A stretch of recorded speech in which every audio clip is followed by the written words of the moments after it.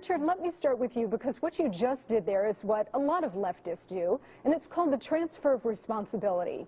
You transfer the responsibility of the perpetrators and their personal criminal behavior to some big amorphous social issue, in this case, gun control. You don't want to talk about who pulled the trigger, you want to talk about the gun. That's called a deflection, and we're calling you on that.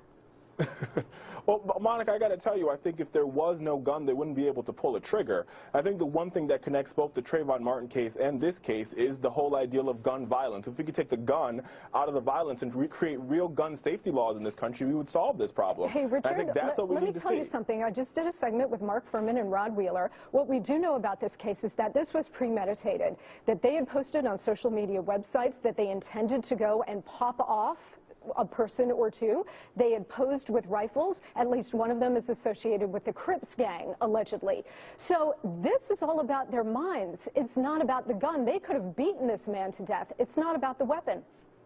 But there's a big threshold between beating somebody and shooting them with one bullet. And I think that's a distinction that needs to be made in this particular case. We can all agree that this is a heinous act and these thugs should go behind bars. But at the end of the day, this is about personal responsibility and also about how we can make sure that our children and our young men stay safe. And the only way we could do that is by putting in real gun safety laws, background checks. We need to get these guns off the streets. There's no reason for them to have a gun and 50 bullets. That's the problem here.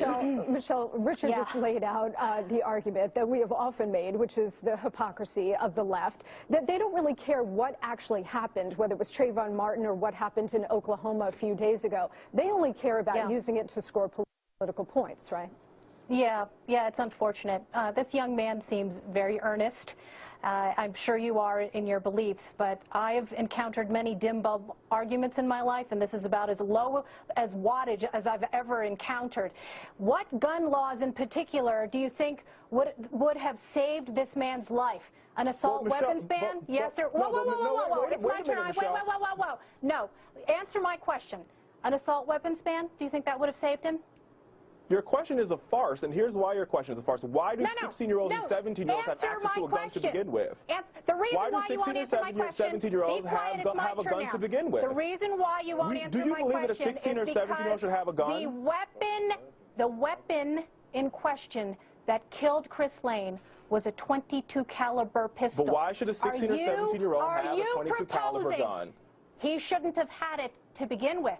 At all. And guess I agree. What? It's illegal and if there was more gun control and more gun safety, that would not happen.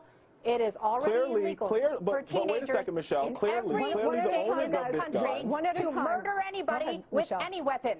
Period. Okay? Right. Why not, instead of talking about gun control, which, by the way, you really mean gun confiscation. No, I mean gun safety, Michelle. Let's be clear. Let's be honest. That you want to deflect from talking about the real issue here. It's on the table. There is a huge social media footprint already of these three suspects. And it is not gun control, but gang control, behavioral control, impulse control, Michelle, and I think you're moral missing the premise guardrails here. that need to be reestablished in our culture.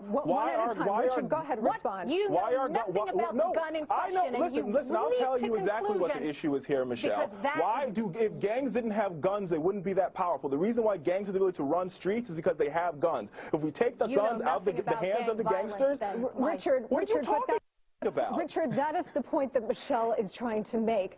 The gun, it should not have fallen into the hands of this thug in the first place, okay? I But agree. what you're saying is gun control should be leveled against law-abiding citizens. What Michelle was trying to say is that there is a gang culture. There is a violent culture out there. We're trying to keep the guns out of the hands of the thugs, not out of the hands of law-abiding citizens, which is what you want.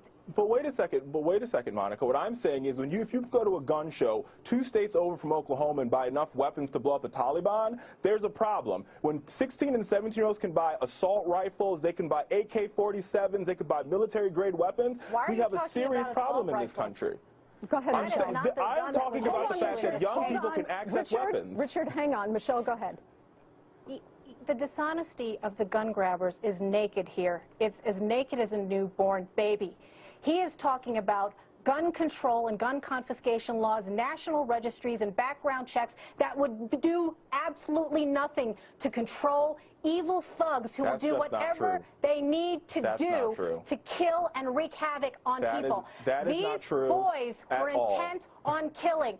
It is absolutely true. You can be intent on killing, but if you don't have a gun to kill with, Richard, it doesn't matter.